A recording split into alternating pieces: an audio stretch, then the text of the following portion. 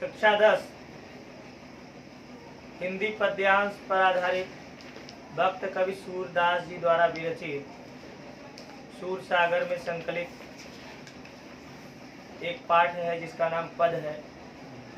इसका 2 पैराग्राफ अभी तक आप लोगों को पढ़ा दिया गया था, है ना। अब आइए तीसरे पैराग्राफ पे हम लोग पढ़ते हैं, जो कि बहुत ही अच्छा पैराग्राफ है। देखिए लिखा है कि किलकत कान गुटुरवनी आवत, मणिमय कनक नंद कै आंगन बिंब पकड़िबे धावत। लिखा है ना, किलकत कान गुटुरवनी आवत, मणिमय करक नंद कै आंगन बिंब पकड़िबे धावत। कबहु निरखि हरि आप छाह को कर सो पकड़न चाहत। किलक हसत राजत दुईदतिया, यह उपमा एक राजत। पुनि पुनि तिह अवगाहत, कनक भूमि पर कर पग छाया, यह उपमा एक राजत। करि करि प्रतिपद प्रतिमनि वसुधा, कमल बैठ की साजत। बाल दशा सुख निरखि जसोदा, पुनि पुनि नंद बुलावत। अचरा तर लय ढाक सूर्य के प्रभु, को दूध पियावत। देखिए बहुत ही सरल है यह, और परीक्षा में कैसे प्रश्न आते हैं आपको पता होगा। कैसे आता है, यही एक पैराग्राफ दे दिया जाएगा और पूछा जाएगा निम्नलिखित पद्यांश का संदर्भ सहित हिंदी में व्याख्या कीजिए। बहुत ही ध्यान से समझिएगा, निम्नलिखित पद्यांश का संदर्भ सहित हिंदी में व्याख्या कीजिए। तो आप संदर्भ पहले लिखेंगे, फिर उसका प्रसंग बनाएंगे, फिर व्याख्या लिखेंगे और उसके साथ साथ काव्यगत सौंदर्य, इतना ही लिखना है। और ये सब लिखने पर आपको जो है कुल 6 अंक मिलने वाले। कितने नंबर मिलेंगे? 6 नंबर मिलेंगे। 1 नंबर संदर्भ पर, 4 नंबर व्याख्या लिखने पर और 1 नंबर काव्यगत सौंदर्य। समझ में आया? तो इसका 2 पैराग्राफ हो चुका था, चरण कमल बंदो हरिराय और अविगत गति कछ कहत न आवे। आज हम लोग तीसरा पैराग्राफ पर व्याख्या पढ़ने जा रहे हैं। बहुत ही सरल है। देखिए लिखा है, यह कथा उस समय की है। भक्त कवि सूरदास जी उस समय की कथा को इसमें लिखे हैं जब भगवान श्री कृष्ण बहुत ही छोटे से बालक हैं, और ऐसे बालक हैं जो कि खड़े होकर के नहीं चल पा रहे हैं। अभी क्या, अभी घुटने के बल चल रहे हैं। भाई ठेठ में कहते हैं बकैया चल रहे हैं। बकैया नाम सुने होंगे? सब लोग चले हैं, चले हैं नहीं चले? बकैया मतलब जैसे अपने दोनों हाथ और पैरों से चलते हैं ना, जैसे पशु चलता है। जैसे पशु चलता है तो वैसे चलते हैं। फिर उसके बाद हम लोग धीरे धीरे क्या हुए, दोनों पैरों पे चलने, हाथ अपना इधर एडजस्ट हो गया। पहले तो ऐसे चलते थे। तो देखिए भगवान ने हर एक व्यक्ति अपने बाल बचपन में ऐसे चला है। तो भक्त कवि सूरदास जी, जो ध्यान दीजिएगा, सूरदास जी का नाम लिखने के पहले भक्त कवि, जैसे गोस्वामी तुलसीदास जी का नाम लिखने से पहले क्या लगाते हैं? गोस्वामी तुलसी। ऐसे ही सूरदास जी का लिखेंगे भक्त कवि सूरदास। तो देखिए लिखा है, इसका संदर्भ सबसे पहले जान लीजिए। संदर्भ बनेगा प्रस्तुत पद्यांश भक्त कवि सूरदास जी द्वारा विरचित। प्रस्तुत पद्यांश भक्त कवि सूरदास जी द्वारा विरचित महाकाव्य सूर सागर या सूर सागर नामक महाकाव्य में वर्णित पद नामक शीर्षक से लिया गया। एक बार फिर से मिला लीजिएगा। संदर्भ आपका सही होना चाहिए, ठीक है। अगर समझ में कम आ रहा तो नोट करते चलिए, नोट आप करते रहिए, क्योंकि परीक्षा में आपको 100% अगर नंबर लाना है तो निश्चित रूप से आपको इतना बढ़िया तैयारी करके जाना है। आप देखिए एग्जामिनर क्या बोलता है, एग्जामिनर का एक ही कथन होता है कि भैया मैंने आपको साल भर पढ़ाया ना, साल भर। अब परीक्षा में 3 घंटे में तुम अच्छे से लिख करके और मुझे दिखा दो।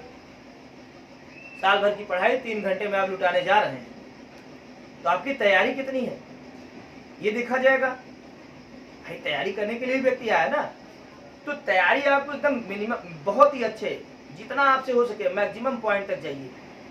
और तैयारी कैसे करेंगे? संदर्भ इतना अच्छा होना, एक ही पूर्णविराम में आप संदर्भ दे सकते हैं, दो पूर्णविराम में भी संदर्भ दे सकते हैं। पहला एक ही पूर्णविराम में संदर्भ कैसे देंगे, बहुत ही देखिए एकदम मनोरंजन वाला, एकदम पढ़ाई एक तपस्या है देश कहता है, लेकिन अगर आप पढ़ाई को गंभीरता से लेंगे तो फिर समझ नहीं आएगा। ठीक है, आज ये मनोरंजन है एकदम आनंद के साथ, समझ में आया। तो इसका संदर्भ देखिए लिखा है, प्रस्तुत पद्यांश भक्त कवि सूरदास जी द्वारा विरचित महाकाव्य सूरसागर में वर्णित पद नामक शीर्षक से उद्धृत है या पद नामक शीर्षक से अवतरित है। आ जाएगा। चलिए, अभी अगर मान लीजिए आप व्याख्या कर रहे हैं और आपको प्रसंग नहीं बन पा रहा है, संदर्भ लिखने के बाद आप प्रसंग हेडिंग डाल करके 2-3 लाइन छोड़ दो, फिर व्याख्या को समझो व्याख्या में है क्या। तो व्याख्या ये देखते लिखा है कि किलकत कान गुटुरुवनि आवत, भगवान श्री कृष्ण की उस समय की बचपन की उस समय की कथा का वर्णन है जब भगवान श्री कृष्ण एक छोटे से बालक हैं, और इतने छोटे बालक हैं, उनके बचपनावस्था की उस समय कहानी बनी, तो इतने छोटे बालक हैं जब वे क्या बोलते हैं घुटनों के बल चल रहे हैं। उसी समय का वर्णन करते हुए भक्त कवि सूरदास जी लिख रहे हैं। और आपको लिखना क्या है कि प्रस्तुत पंक्ति में या प्रस्तुत पद्य पंक्ति में भक्त कवि सूरदास जी कहते हैं या भक्त कवि सूरदास जी भगवान श्री कृष्ण की बाल लीला का वर्णन करते हुए कहते हैं। ऐसे करिए, बना कि नहीं। प्रस्तुत पद्यांश में भक्त कवि सूरदास जी भगवान श्री कृष्ण की बाल लीलाओं का वर्णन करते हुए कह रहे हैं कि किलकत कान गुटुरुवनि आवत। कान मतलब कान्हा, कान्हा मतलब भगवान श्री कृष्ण। भगवान श्री कृष्ण किलकारियां मारते हुए घुटनों के बल चले आ रहे हैं। देखिए लिखा है किलकत कान, भगवान श्री कृष्ण किलकत मतलब किलकारियां मारते हुए। नान के लड़कियां रहते हैं किलकारी मारते हैं ना, किलकारी कैसे मारा जाता है, खूब तेज से हंसते हैं वो, यही किलकारी है। तो क्या बोलेंगे क्या किलकारी किलकारी किलकारी किलकारियां मतलब किलकारियां मारना मतलब हंसना। नान के लड़कियां हंसत है ना, तो भगवान श्री कृष्ण किलकारियां मारते हुए गुटुरुवनि आवत, गुटुरुवन मतलब घुटनों के बल, आवत मतलब चले आ रहे हैं। किलकत कान गुटुरुवन या किलकारियां मारते हुए भगवान श्री कृष्ण घुटनों के बल चले आ रहे हैं। लिखना का शुरुआत कैसी करें, आरंभन आपका बहुत जबरदस्त होना चाहिए, ध्यान दीजिएगा। आरंभन कैसे होगा बताओ, बताए ना। भक्त कवि सूरदास जी भगवान श्री कृष्ण की बाल लीलाओं का वर्णन करते हुए कहते हैं कि भगवान श्री कृष्ण किलकारियां मारते हुए घुटनों के बल चले आ रहे हैं। समझ में आ रहा है। फिर आगे देखिए क्या लिखा है कि मणिमय कनक नंद के आंगन बिंब पकड़िबे धावत। मिला, मणिमय कनक नंद के आंगन। नंद देखिए उनके पिताजी का नाम था, क्या नाम था, नंद। कह रहे नंद जी के मणिमय कनक नंद का आंगन, नंद जी के मणिमय मतलब मणियों और स्वर्णों से मय मतलब जड़ित, नंद जी के स्वर्ण एवं मणियों से जड़ित आंगन में। देखिए लिखा है मणिमय कनक नंद का आंगन, नंद का आंगन मतलब नंद जी के मणियों स्वर्णों के समान जड़ित आंगन में बिंब पकड़िबे धा। बिंब मतलब प्रतिबिंब, प्रतिबिंब मतलब छाया, परछाई जिसको बोलते हैं। हर एक व्यक्ति शरीर की परछाई होती है ना, तो बिंब पकड़िबे धावत मतलब बिंब पकड़िबे धावत मतलब अपनी परछाई को पकड़िबे माने पकड़ने के लिए, धावत मतलब दौड़ रहे हैं। एक बार फिर से देखते हैं कि किलकत कान गुटुरुवनि आवत, भगवान श्री कृष्ण किलकारियां मारते हुए घुटनों के बल चले आ रहे हैं। आ जाएगा। आगे लिखा है नंद के आंगन बिंब पकड़िबे, ये लिखा है ना किलकत कान गुटुरुवन। और आगे क्या लिखा है कि मणिमय कनक नंद का, मणिमय कनक नंद का आंगन, नंद जी के आंगन में कैसा आंगन है, स्वर्ण एवं मणियों से युक्त। ऐसा प्रतीत हो रहा है मानो सोने और मणियों से युक्त है। स्वर्ण एवं जैसे टाइल्स से बिछुआ हुआ, समझे होगा वैसे ही। उस समय तो टाइल्स था नहीं, उस समय पूरा सोने का खंभा ही खड़ा कर देते, तो मणिमय कनक नंद का नंद जी के मणियों एवं स्वर्णों से जड़ित आंगन में बिंब पकड़ी वे अपने शरीर की परछाई को मानो पकड़ने के लिए वे दौड़ रहे हैं। सरल हुआ। आगे क्या लिखा है? आगे लिखा है कबहु निरखी हरि आप छाह, कबहु निरखी हरि आप छाह। हरि मतलब भगवान, भगवान मतलब भगवान श्री कृष्ण। भगवान श्री कृष्ण कभी अपनी छाह माने अपनी परछाई को निरख मतलब देख कर, भगवान श्री कृष्ण अपनी परछाई को कभी देख करके कर सो पकड़न चाहत, उसे अपने हाथों से पकड़ना चाहते हैं। कबहु निरखी हरि आप छाह, हरि मतलब भगवान श्री कृष्ण अपनी छाया अपनी परछाई को देख करके, निरख मतलब देख करके, कर सो पकड़न चाहत, उसे अपने हाथों से पकड़ने की इच्छा कर रहे हैं। आया? आगे क्या लिखा है कि क्या लिखा है? किला की हसत राजत दुई दतिया। भगवान श्री कृष्ण किलकारियां मारते हुए जब हंसते हैं, किला की हसत माने किलकारियां मारते हुए जब वे हंसते हैं, किलकारी मतलब खूब तेज से जो बोलते हैं, बच्चे कभी खूब तेज से बोल देते हैं और हंसते हैं, बोलने के बाद हंसते हैं। तो किलकारियां मारते हुए जब भगवान श्री कृष्ण हंसते हैं तो राजत द्वय दतिया, नन्हवा लड़कन देखा सबसे पहले दांत एहर कनाई और एहर का होता है, एहर का होता है ना, तोरो सब पाए रहा, हमारो आ रहा होए, हमें ज्ञात रहा तो सब ज्ञात होए, आ रहा टूटा होए, टूटा रहा ना। अच्छा हम लोग जब बचपन में थे, जब हम लोग बचपन में थे तो हमें याद है, इतना याद है, जब मेरा दांत टूटा था, मुझे याद है, ये अभी आज भी याद है, जब ये आगे का दांत टूटा था मेरा, आगे का नहीं सॉरी इधर उधर का कहीं टूटता है ना दांत, तो एक दांत मेरा टूटा, तो एक हमारा मित्र रहा तो कहता स्कूल में टूटा रहा, लोअर ओवर में अपर में पढ़त रहे, तो स्कूल में जब टूटा रहा तो कहता तो दांत टूट के कहा, हमके हाँ कहा तू तक खोड़ा हो गए, हमका तू खोड़ा नहीं भर है, हाँ थोड़ा हमसे बड़ा था, तो कहता एक उपाय बा, हमके कहा कहे तू चाहत है तो हाँ जल्दी से आ जाए, हमके हाँ, तो कहता ठीक है हंसा मत, हंस सकत है, कहता ना आपन दांत लाई जाए के मुसवा गिलियम डाल दे, हमके वो कहे कहा थे आपन दतवा मुसवा गिलियम डाल दे, वो कह दिया कि मुसवा आपन दतवा दे दे, हमारा दतवा दे, आपन दतवा दे दे, हमारा दतवा लगती नहीं है, कब तो दांत जामे जाए।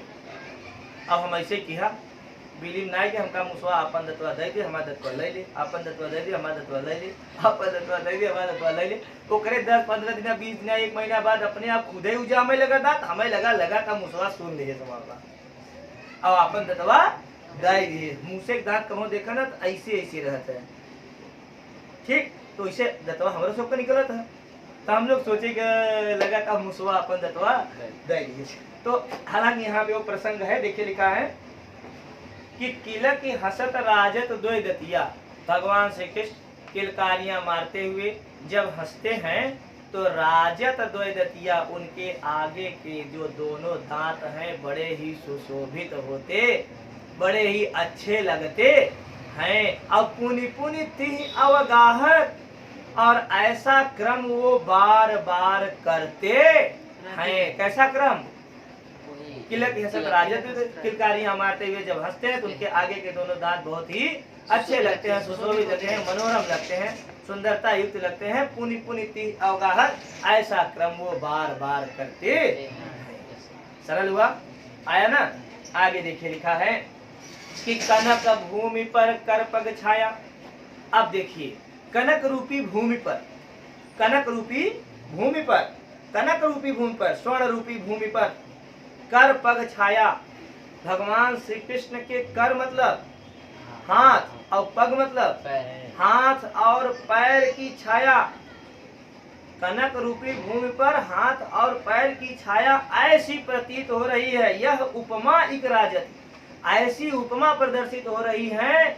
आगे लिखा होगा कि करि करि प्रतिपद प्रति मन वसुधा, मानो प्रत्येक हाथ और प्रति मन करि करि प्रतिपद प्रतपद मतलब प्रत्येक पैर और प्रत्येक हाथों को मानो रखने के लिए वसुधा माने पृथ्वी ने कमल बैठकी साजत, मानो कमल का सेज सजा दिया, कमल का आसन सजा दिया हो, ऐसा प्रतीत हो रहा है। भगवान श्री कृष्ण जब घुटनों के बल चल रहे हैं तो ऐसा लग रहा है कि देखिए आगे लिखा है, कनक भूमि पर कर पग छाया, कनक रूपी भूमि पर स्वर्ण रूपी भूमि पर भगवान श्री कृष्ण के हाथ और पैर को रखने के लिए मानो पृथ्वी ने ऐसी उपमा प्रदर्शित हो रही है। यह उपमा एक राजे मतलब ऐसी उपमा प्रदर्शित हो रही है भगवान श्री कृष्ण के, क्या लिखा है, कनक भूमि पर कर पग छाया, भगवान श्री कृष्ण के कनक भूमि पर मतलब कनक रूपी भूमि पर स्वर्ण रूपी भूमि पर भगवान श्री कृष्ण के हाथ और पैरों की छाया, हाथ और पैर रखने के लिए ऐसी उपमा प्रदर्शित हो रही है मानो जब वो अपने हाथ और पैर रख रहे हैं तो उसकी परछाई उत्पन्न हो रही है। तो परछाई को देख करके भक्त कवि कह रहे हैं, सूरदास जी कह रहे हैं, वो परछाई ऐसी लग रही है, ऐसी उपमा को प्रदर्शित कर रही है कि मानो उनके कर माने प्रत्येक हाथ और प्रत्येक पैरों को उस कनक भूमि पर रखने के लिए मानो वसुधा माने पृथ्वी ने कमल का सेज सजा दिया हो, कमल का आसन सजा दिया हो, कमल का मैट चटाई बिछा दिया। अब समझ में आया?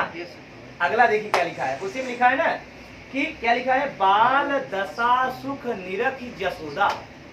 माता यशोदा कौन? कौन है? कृष्ण की माता जी, भगवान श्री कृष्ण की माता जी, माता है। करे बाल दशा सुख निरख जसोदा, अपने बालक, अपने मुन्ना, अपने बच्चे या अपने पुत्र श्री कृष्ण की इस बाल दशा को देख करके, इस बचपन की कला को देख करके, इस बचपन को देख करके अपने नन्हे से प्यारे से पुत्र श्री कृष्ण की इस बचपन की लीला को देख करके, लीला के सुख को देख, सुख है बाल दशा सुख निरख। अच्छा आप बताइए, ध्यान दिया, बहुत सरल बात। केहू माई हुई बैठी हुई और उनका नान के लड़किया बकैया चलाता है, खूब बाकायदा हंसाता है, हंसत हंसत अपन किलकारी मारते हुए अपना इधर उधर जा रहा है, तो उनकी कितना खुशी होती है। हमारा लड़का हो जाता हुआ जाता है तो अच्छा लगता। तो बाल दशा सुख निरख जसोदा, ऐसे श्री कृष्ण भगवान के देख के उनका मम्मी बहुत खुश है, माता यशोदा एकदम मगन है। देखा लिखा ना कि बाल दशा सुख निरख जसोदा, अपने बालक श्री कृष्ण के इस बाल लीला को देख, बाल लीला के सुख को देख करके, है ना, अपने पुत्र श्री कृष्ण की इस बाल लीला के सुख को देख करके पुनि पुनि नंद बुलावती, बाबा नंद को बार बार वो बुलाती है। समझ में आया ना? पुनि पुनि नंद बुला, बाबा नंद को वो बार बार बुलाती है। और आगे क्या लिखा है, अचरा तर लय ढाक सूर के प्रभु को दूध पिलावत ना। अब कह और अपने आंचल तले ढक करके सूर के प्रभु अर्थात भगवान श्री कृष्ण जी को दूध पिलाती और अपने आंचल तले ढक करके सूरदास जी के स्वामी अर्थात भगवान श्री कृष्ण को दूध पिलाती है। आ जाएगा? सरल है ना? एक बार वाचन करिए, दोहरा लीजिए इसको, फिर अगला पैराग्राफ इसी के बाद पढ़ाते हैं। दोहराओ, एकदम अच्छे से दोहराओ, बढ़िया से मन लगा के दोहराओ।